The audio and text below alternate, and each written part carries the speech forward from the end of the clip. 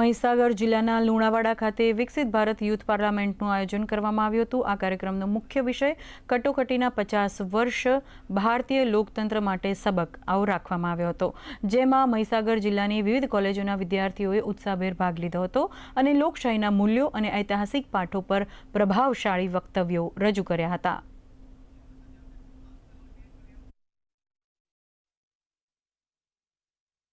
Topic पर जो बात थी एनी बात करूँ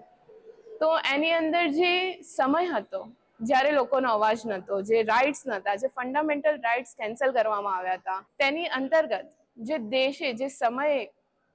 જે પરિસ્થિતિમાંથી દેશ પસાર થયો છે તે પરિસ્થિતિની વાત યુવાઓએ આજે રજૂ કરી છે। તે પરિસ્થિતિ પછીના સમયની વાત યુવાઓએ રજૂ કરી છે અને અમને આ પ્લેટફોર્મ આજે પૂરું પાડવા માટે હું ધન્યવાદ આપીશ। નિર્ણાયકશ્રીઓ અને પ્રાધ્યાપકોનો સહિત આજના કાર્યક્રમની અંદર કુલ 23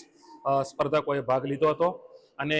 આઝાદીના ઇમરજન્સીના 50 વર્ષનો જે વિષય આપવામાં આવ્યો હતો એ વિષય ઉપર 23 જેટલા વિદ્યાર્થીઓ ભાગ લીધો હતો અને એની અંદરથી ખૂબ જ સુંદર વક્તવ્ય આપ્યા હતા અને એમાંથી જિલ્લાનું પ્રતિનિધિત્વ કરવા માટે કુલ 5 ઉમેદવારોને આગળના તબક્કે સ્પર્ધામાં મોકલવા માટેના એમના નામ પસંદગી પામ્યા છે।